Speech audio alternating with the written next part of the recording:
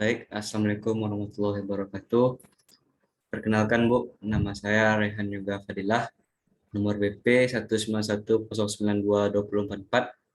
Saya dari kelas mata kuliah Irigasi dan Penggunaan Air 1 TSD.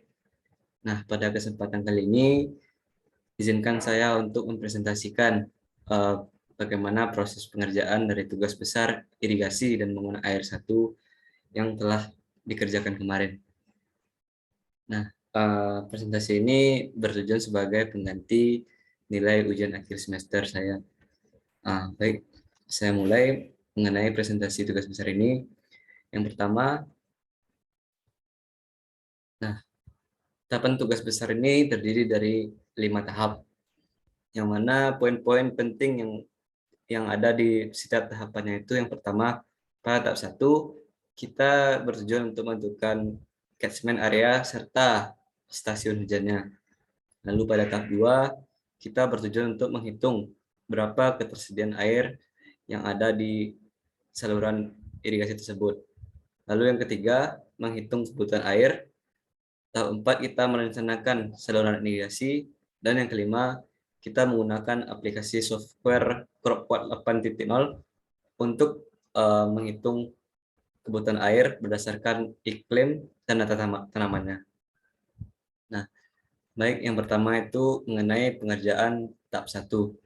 Pada tahap 1 ini kita bertujuan untuk menentukan catchment area serta stasiun air hujan.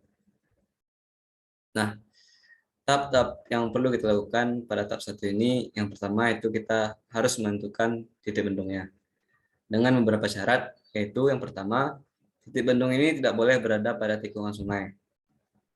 Lalu, usahakan pada daerah sungai yang lebar dan usahakan diletakkan sebelum persawahan atau perkebunan, terletak pada hulu sungai, tidak boleh berada pada persabangan sungai. Nah, di sini sudah terlihat titik bendung dari tugas besar saya. Nah, selanjutnya itu kita menentukan catchment areanya. Nah, untuk diketahui, saya dapat bagian di Batang Atokan, Lubuk Alung, Sumatera Barat, yang titik hulunya itu berada di daerah Danau Meninjau. Nah, catchment area ini merupakan daerah tangkapan air hujan yang meliputi induk sungai dan anak sungai. Nah, bisa lihat di sini kalau catchment area saya ini meliputi sekitaran Danau Meninjau tersebut. Nah, syarat-syarat dari pembuatan catchment area ini terdiri dari beberapa syarat. Yang pertama, itu luas minimal harus 500 hektar.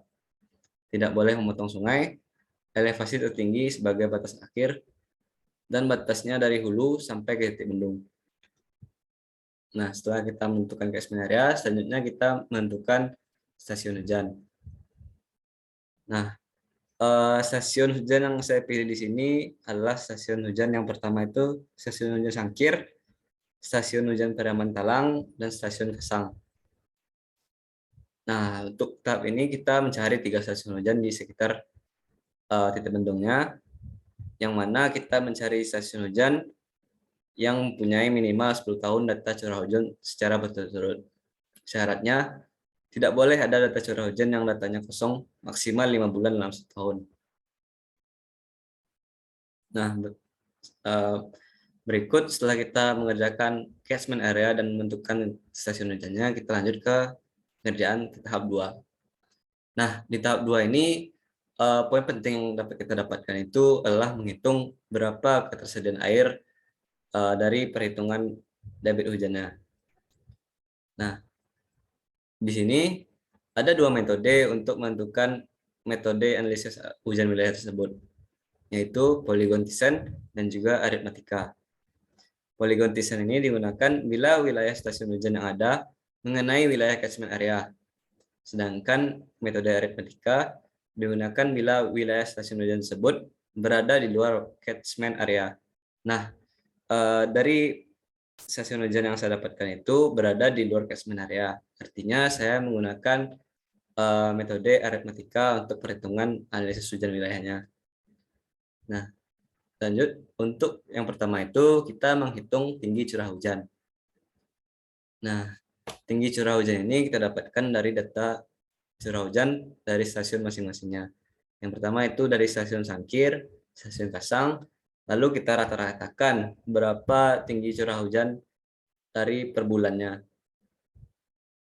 dari setiap tahun dan per bulannya. Di sini ada Januari dari awal bulan sampai tengah bulan, dan juga akhir sampai uh, dari tengah bulan sampai akhir bulan. Di sini kita ratakan berapa tinggi curah hujannya per masing-masing stasiunnya per bulannya. Begitu juga di stasiun Pariaman Talang. Nah, setelah itu kita hitung juga berapa tinggi hujan tengah bulan itu dengan metode aritmatika. Nah, di sini kita rata-ratakan lagi dari ketiga stasiun tersebut. Nah, dari tinggi hujan masing-masing stasiunnya itu kita rata-ratakan per bulannya. Itu bulan Januari kita rata-ratakan berapa tiga stasiun itu memiliki curah hujannya. Lalu kita rata-ratakan lagi sampai 10 tahun.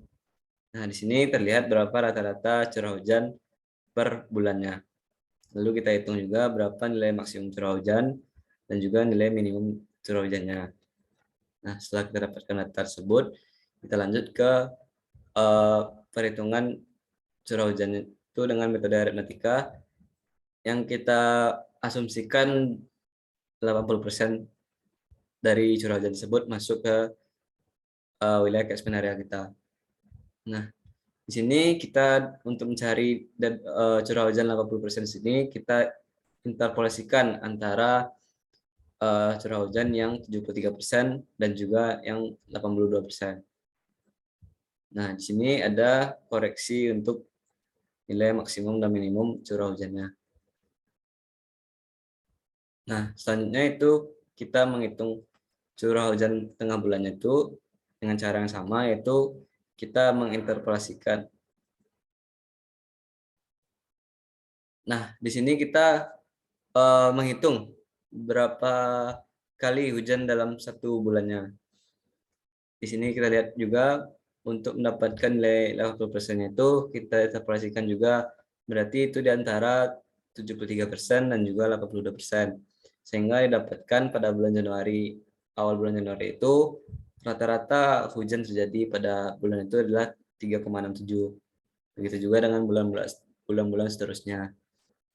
Nah, lanjut kita itu menghitung data klimatologi pada tahap ini. Nah, ada beberapa data klimatologi. Yang pertama itu data klimatologi kelembaban utara atau RH. Nah, di sini kita juga merata-ratakan berapa kelembaban udara per bulannya. Kita rata-ratakan selama 10 tahun tersebut. Lalu ada data klimatologi temperatur udara. Kita rata-ratakan juga untuk 10 tahun tersebut. Nah, selanjutnya itu ada data klimatologi kecepatan angin. Kita rata-ratakan juga, serta ada data klimatologi penyinaran matahari. Nah, di sini dapatkan data klimatologi penyinaran matahari itu mendapatkan rata-rata selama 10 tahun itu pada bulan Januari 57,97%. Nah, selanjutnya setelah kita dapatkan data klimatologi dan data curah hujan tadi, kita bisa menghitung evapotranspirasi potensial dengan metode Feynman modifikasi. Nah, di sini kita mengolah datanya sesuai rumus yang telah dituliskan di sini. Nah, lalu kita dapatkan berapa nilai etanol dari masing-masing bulannya. Nah, di sini kita dapatkan pada bulan Januari itu nilai etanolnya itu 119,466. Lanjut, kita menghitung berapa analisa ketersediaan air dengan metode FGMOC. Nah, ini merupakan inti dari tahap 2 tersebut. Yang mana pada tahap 2 ini kita mendapatkan berapa ketersediaan air yang ada pada wilayah tersebut. Nah, dari perhitungan yang ada di sini, kita dapat mendapatkan nilai debit yang ada masing-masing bulannya. Nah, di sini kita bisa dapatkan debit pada bulan Januari itu 4,7, Februari 1,65, dan 6,10, serta data-data per bulan lainnya. Nah, setelah kita mendapatkan berapa ketersediaan air pada tahap 2 tadi, kita lanjutkan dengan menghitung kebutuhan air pada tahap ketiga ini. Yang mana pada tahap ketiga ini ada beberapa pekerjaan yang kita lakukan. Yang pertama itu merekap debit andalan. Nah, debit andalan ini kita linkkan dari data yang telah kita dapatkan di tab 2 tadi, yang mana kita mendapatkan berapa debit per bulannya. Nah, di sini kita rekap berapa debitnya. Nah, di sini kita menentukan volume andalan. Volume andalan ini dikali dengan 86.400 detiknya. Nah, dapatkanlah berapa volumenya per harinya, per detik. Nah, dari data yang dapat di sini, kita rankingkan berapa volume kumulatifnya. Untuk nilai DR ini diambil dari nilai kumulatif tadi yang di ranking dari yang terbesar, sehingga didapatkan 3 teratas untuk dijadikan alternatif pola tanam. Nah, di sini kan kita merekap berapa volume kumulatif dari data tadi. Kita rankingkan, kita dapatkanlah nilai ranking yang paling besar itu pada bulan Agustus, pertengahan sampai akhir bulan Agustus. Nah, lalu ada bulan September, awal dan juga pertengahannya. Nah, di sini kita bisa menentukan nilai DR atau kebutuhan air pengambilan. Dengan cara yang pertama itu kita menentukan alternatif pola tanam kebutuhan airnya. Nah, di sini saya mengambil salah satu alternatif, yaitu pada alternatif 3 yang kita mulai dari bulan September, sesuai dari ranking volume kumulatif tanam tadi. Nah, di sini kita menginput berapa nilai seperti etanol, P dan juga RE-nya.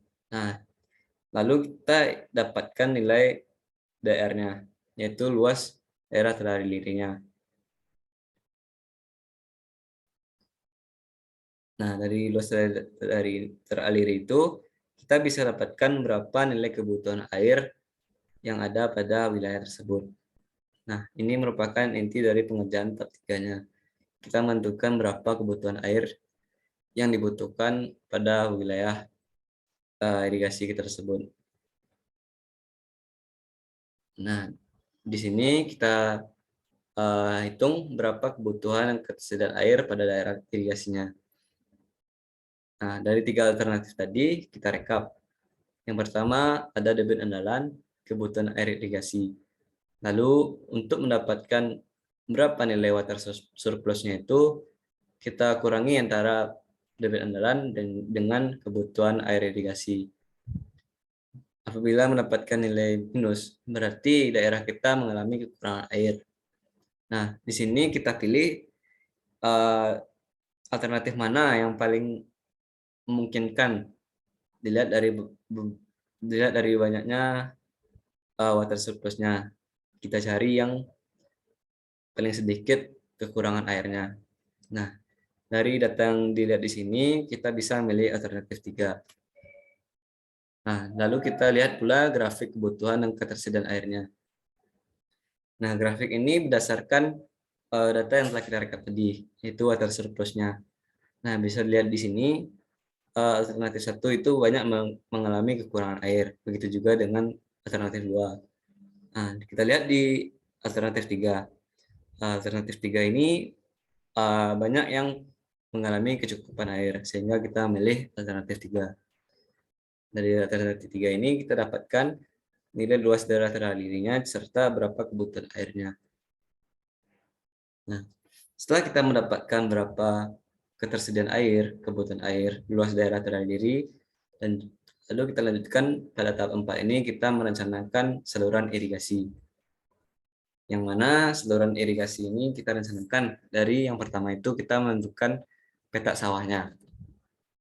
Nah, yang pertama itu kita dapat menentukan 3 salurannya, yaitu saluran primer, saluran sekunder, dan juga saluran pembawa. Saluran primer ini merupakan saluran yang pembawa pertama yang menyedot air langsung dari bendungnya. Lalu ada juga saluran sekunder, saluran yang menyedot air dari saluran primer menuju peta-peta tersier. Sedangkan saluran pembawa atau pembuang ini saluran yang berfungsi untuk membuang kelebihan air dari sawah atau irigasi, serta untuk mengiringi sawah. Nah, untuk syarat-syarat peta sawah yang kita kerjakan ini ada beberapa syarat. Yang pertama itu ada luas peta sawahnya itu harus lebih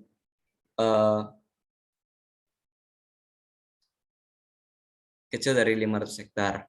Jika daerah ini pilih kecil dari 500 hektar, maka luas peta sawah total tetap direncanakan sebesar 500 hektar.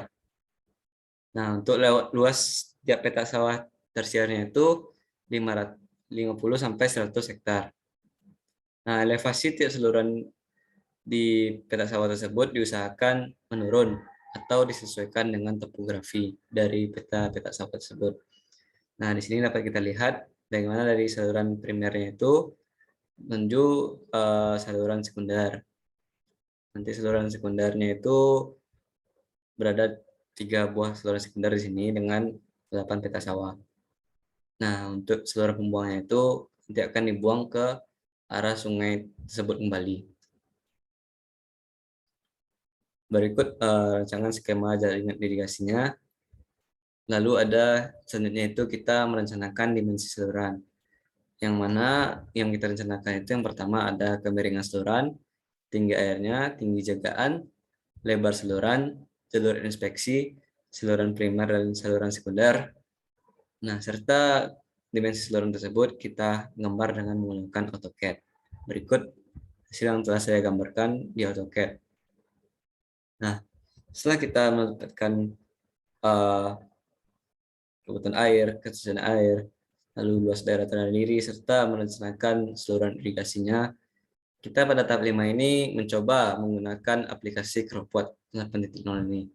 Yang mana pada aplikasi CropWatt ini bertujuan untuk menghitung berapa kebutuhan air juga sesuai dengan data klimatologi, iklim, dan juga data tanamannya. Nah, pada CropWatt ini terdapat beberapa fitur yang harus kita isi pada CropWatt tersebut. Yang pertama itu ada climate atau etanol yang menyajikan tabel data altitude, latitude, longitude, temperatur minimum dan maksimum, kelembaban, kecepatan angin, lama penyinaran dan radiasi. Lalu ada rain yang mana pada bagian rain ini diinputkan data curah hujan dengan kedua periode masing-masing bulan. Lalu ada crop yang menampilkan data tanaman berupa tanggal tanaman, koefisien tanaman, fase pertumbuhan tanaman, kedalaman perakaran tanaman, fraksi depresi, dan luas areal tanam. Nah, lalu ada tabel soil yang pada bagian soil ini dipilih jenis tanah yang akan dipakai untuk cocok tanam. Lalu ada CWR yang menampilkan output dari data-data yang telah diinputkan. Nah, lalu yang terakhir ada schedule yang menampilkan jadwal irigasinya. Nah, untuk langkah-langkah penggunaan CropWatt ini yang pertama itu kita buka CropWatt-nya dan memilih new session. Setelah itu, yang pertama tadi kita mengisi bagian klimatnya atau etanolnya. Nah, sesuai yang saya jelaskan tadi mengenai klimat ini menyajikan tabel data altitude, latitude, longitude, temperatur minimum dan maksimum, kelembaban, kecepatan angin, lama penyinaran, dan radiasi. Nah, di sini kita tinggal menginputkan data-data tadi sesuai dengan data-data yang telah kita dapatkan, yaitu temperatur, kecepatan angin, kelembaban, penyinaran matahari, yang kita dapatkan nilai etanolnya.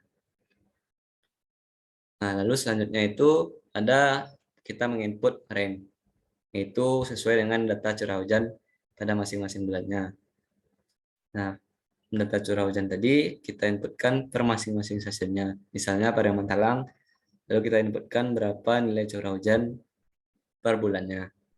Nah, di sini kita lihat juga grafik curah hujan dari masing-masing bulannya. Nah, lalu ada crop yang menampilkan data tanaman berupa tanggal penanaman, koefisien tanaman, fase pertumbuhan tanaman, kedalaman perakaran tanaman, fraksi depresi, dan luas areal tanam. Lalu selanjutnya ada soil. Pada soil ini kita pilih yang black clay soil. Dipilih jenis tanah yang cocok dipakai untuk bercocok tanamnya itu. Nah, selanjutnya itu ada CWR. CWR ini menampilkan output dari data-data yang telah kita inputkan tadi. Di sini terlihat ada nilai Kc, etanol, dan juga nilai lainnya. Nah, dari dari dari hasil yang kita inputkan tadi, kita dapat mendapatkan schedule atau jadwal penanamannya itu. Di sini terlihat tabel penanamannya serta grafik dari data tanamnya, jadwal tanam. Nah, berikut merupakan hasil dari hasil analisa kelompok tadi. Ini merupakan output dari analisa kelompok tadi. Nah, berdasarkan data yang diinputkan pada kelompok seperti klimatologi yang terdiri dari kelembaban udara, data temperatur udara maksimal dan minimum, data kecepatan angin, dan data presentasi penyinaran matahari, menghasilkan data berat dan etanol yang relatif lebih kecil daripada nilai etanol yang diperoleh menggunakan Excel. Nah, begitu analisis dari penggunaan Cropwatt 8.0 ini. Nah, mungkin sekian yang dapat saya sampaikan. Lebih dan kurangnya mohon maaf ya Bu. Wabillahi taufiq wa hidayah. Assalamualaikum warahmatullahi wabarakatuh.